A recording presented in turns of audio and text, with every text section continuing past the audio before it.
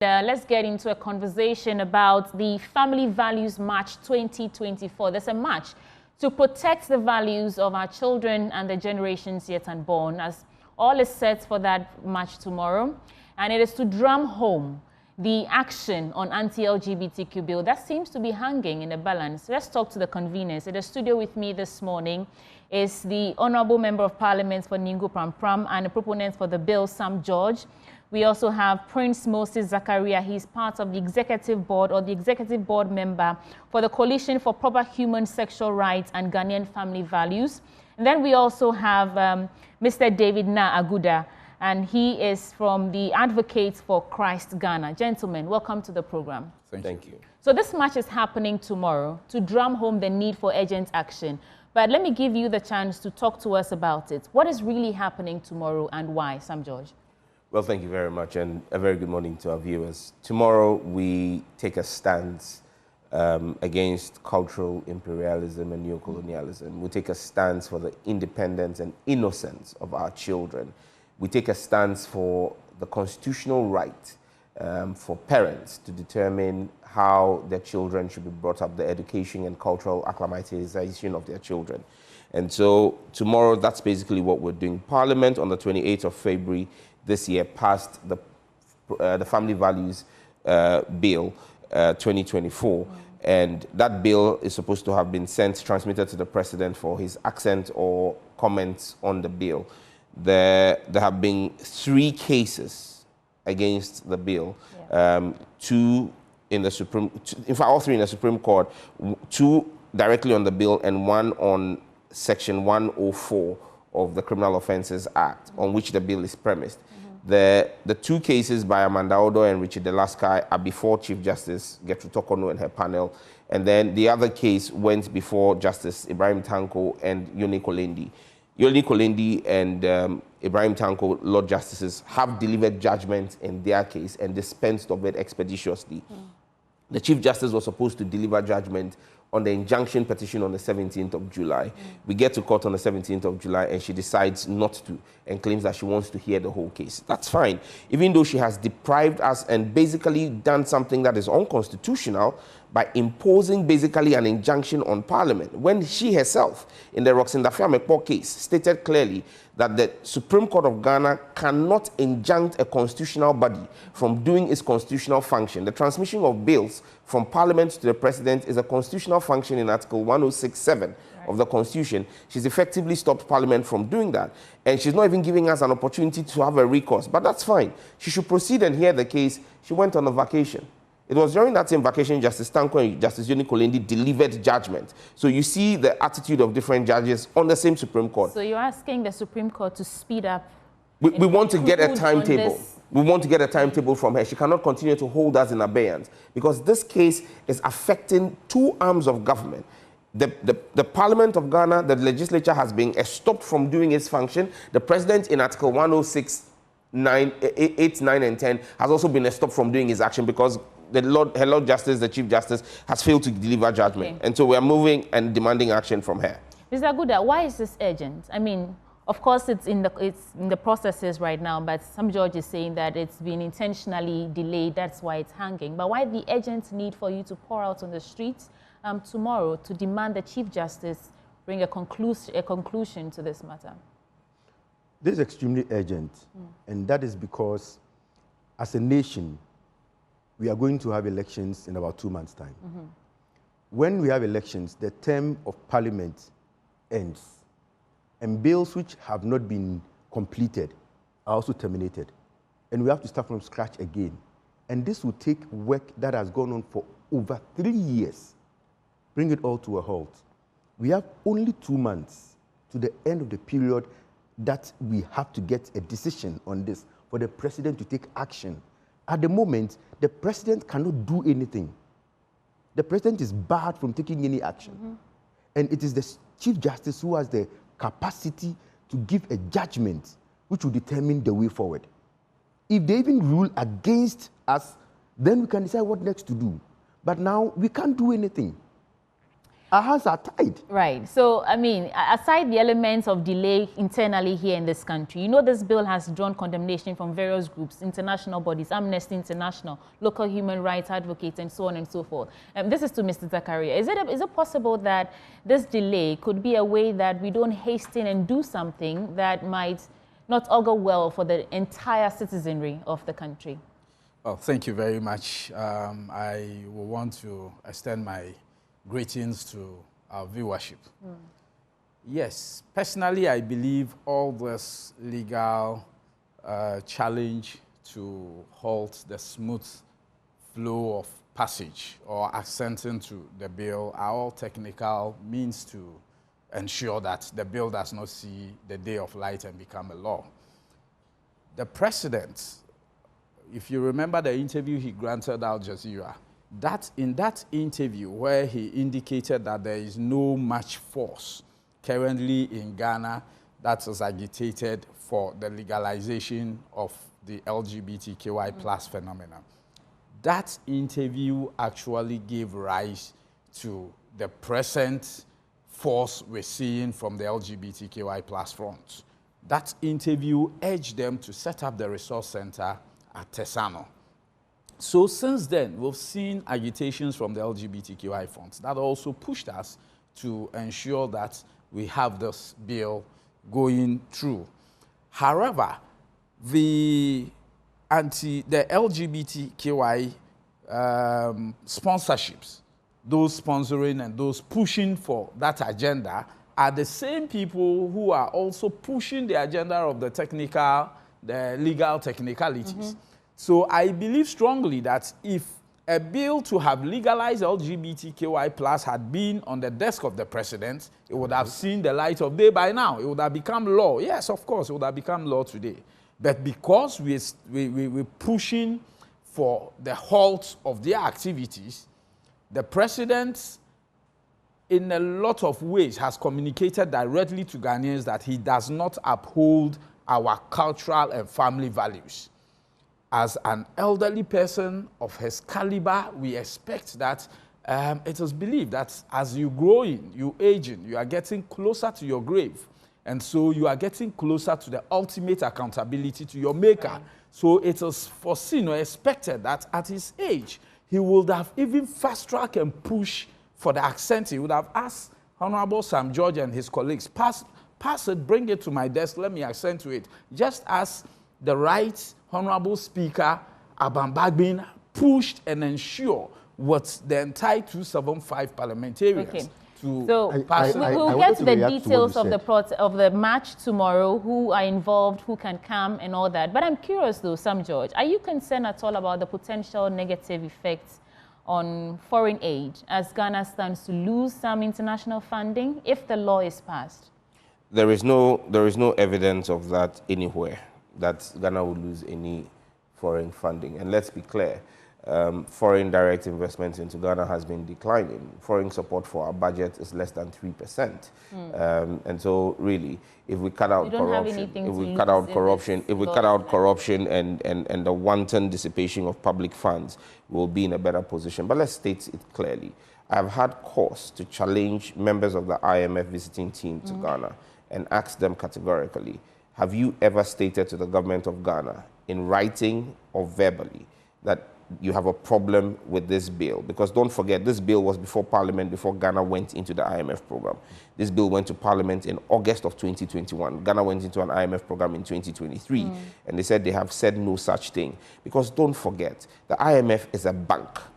Banks thrive when they give out loans and when the loans are paid back. And so it is persons within government, persons who are apologists and members of the LGBT, the gay cabal in Ghana, who are pushing that agenda. You call them a cabal? Yes, they're gay cabal, obviously. Yeah. Yes. But let's be clear about this.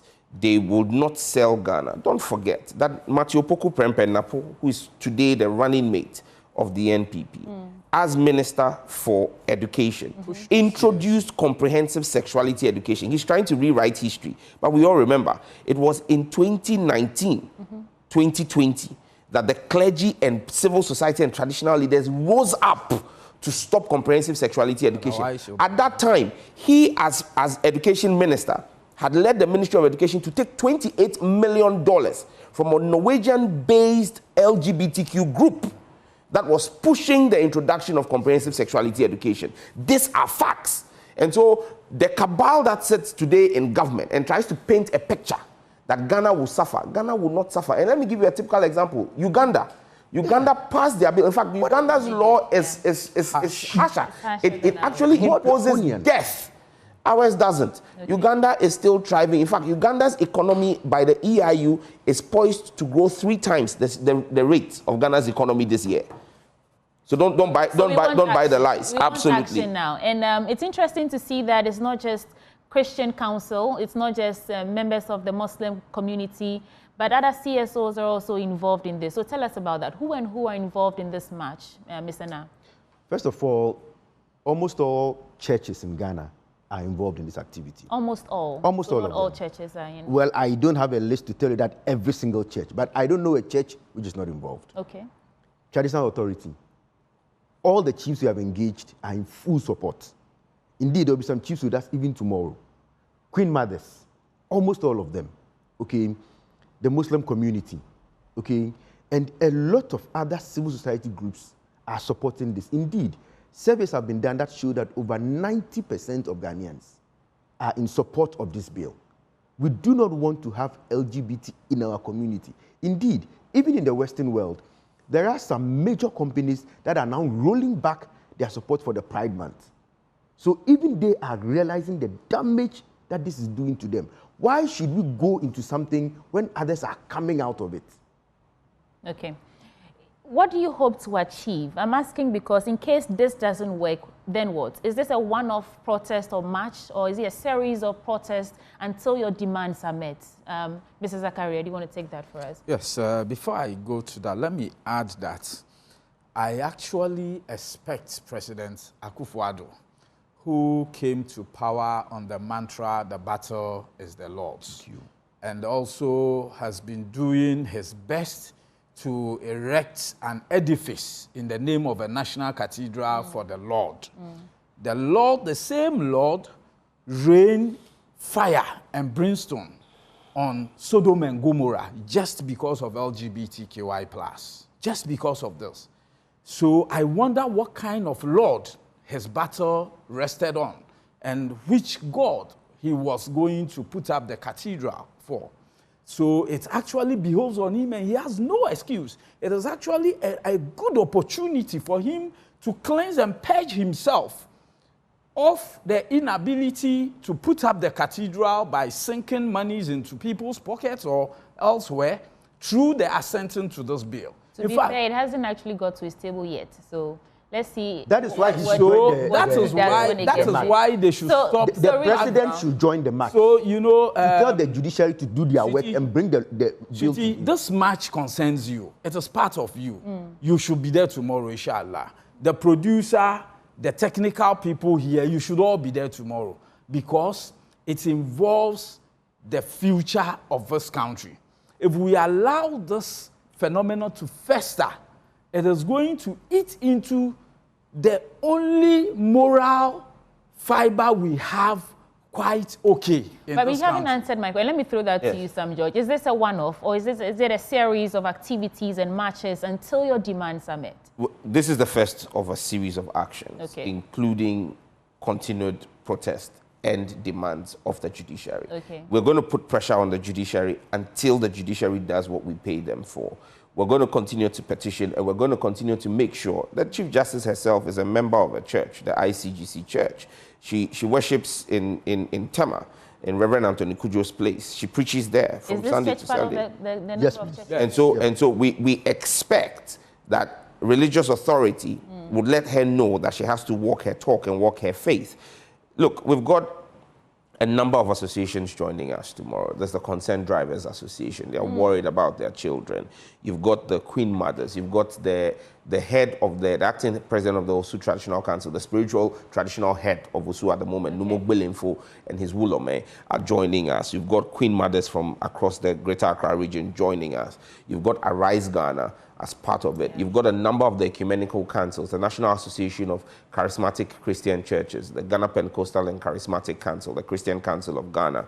You've got the coalition of Muslim groups. We have an endorsement from His Eminence, the Chief Imam himself. He granted us audience and has endorsed it and has told us that this is God's fight, and He expects us to carry out that fight for God. And so for us, we are clear in our minds where we stand. And look, there is only one way out of this. We are not asking the Chief Justice to rule in a particular way. We are simply saying rule on the matter. Give us a ruling on the matter and let us know where we stand. Okay. If she thinks that we don't have a case, she should state it. If she thinks that we have a case, she should state it. But she can't hold us in abeyance. And let's be very clear, this is non-partisan, and nobody is allowed to show up tomorrow in party colors. Okay. Everybody who ought to come there is to come in their national colors or in a red shirt or a black shirt. We have enough of these Ghana flags. Everybody who comes there tomorrow will get one, because this is about Ghana. We're marching under the banner of our national flag. And like our anthem joins us, we will resist the oppression of exterior forces. And you need to just read the judgment by Justice Yoni Kolendi and Justice Ibrahim Tanko of the same Supreme Court on homosexuality, where they state emphatically in their 59-page judgment that Ghana's Supreme Court will not be peer pressured by external influences into accepting homosexuality in any shape, form, or opinion. Right. And so we expect Justice Sokanu to side with her brothers on the bench and deliver justice swiftly, because justice delayed is justice denied. In all the institutions that you mentioned, I didn't hear the police there. Talk to me about security. Do you have confirmation from the Ghana Police Service? Extremely robust. Extremely robust. Even yesterday, we've worked extensively with the police. Yesterday, we once again even walked the route with the regional commander himself. Okay. Because at first we'd gone out with a team, the operations team from the region. Yesterday afternoon, the regional commander and the 2IC of Greater Accra came on the field with us, walked. We're starting from Obrasport all the way to Farisco. At Farisco, we take a left, and then we head towards TUC and continue all the way to the new law house, because we're presenting a petition to the Attorney General. Because when we issued the announcement that we're going to march on the 17th of September, the Chief Justice wrote to me saying that, well, the problem is not her. The problem is the Attorney General. So she admits there is a problem. But you see, we don't believe that she is absolved of that problem. So if she says the Attorney General has a responsibility to play, we're petitioning the Attorney General, and then from the law house, we'll hit the Tamils Highway and end up in front of the Supreme Court and give her petition as well. So we're petitioning both the Attorney General and the Chief Justice. And take it from me, the police are out there in their numbers to provide us security, but they are marching with us. Because police is marching. Absolutely. It's about their children. Listen, because their children are involved. Look, the IGP himself is a member of the Church of Pentecost. The Church of Pentecost is part of this. Right. And so the Church of Pentecost is a major supporter. If you look at our advert, you see Pent TV, which is Pentecost TV. The Church of Pentecost television stations, part of the people who helped us put together the former head of the Church of Pentecost, Apostle Opoko Nyina is our executive. Is the executive chair of the National Coalition. National Coalition for Proper Human Sexuality. You understand me? So for us, we are very clear in our mind that there's going to be security. There is no confrontation. Everything will happen. It's a peaceful march. And you see, if in other places people are marching for whatever they call pride, the shame that they march for, we are also marching for family values. And I believe that it will become a yearly part of our national calendar. Where we will march to protect our family values. I will give you each a minute to speak directly to our audience, tell them the significance of coming out tomorrow to join you. I'll start with you, Mr. Na. Do you want to build a better future for your children? It is about your children. Come, let us march to protect our children. Protect the future of our children. Let us tell the judiciary to do the work for which we pay them. The power in this country rests with the people. Article 1 of the Constitution. Come, join us, exhibit your support. Let it not just be on paper, 90%. Come and join us. Let us march to the Chief Justice. Let us march to the Attorney General to tell them to do their work, to protect our children. All right. Mr. Zakaria. Yeah, thank you. I want to encourage my fellow Ghanaians that if everything else has failed us as a country, if we have failed in all facets of our national endeavor, we should not sink so low below the levels of dogs, pigs, and other animals, lesser animals, who do not engage in homosexuality. Swines don't engage in homosexuality. Dogs don't engage in homosexuality. So how come humans will want to bring ourselves, subject ourselves so low, abysmal? Let us not do that. So please come out in your numbers. Let us march against an immoral value which animals, sub-animals do not even engage in. It is your right, it is your duty to march and ensure that the proper human sexual value bill becomes a law. It is within your right to condemn this act because you're marching against it. But I don't think we can say or we can describe them, that analogy about dogs and descending low to them.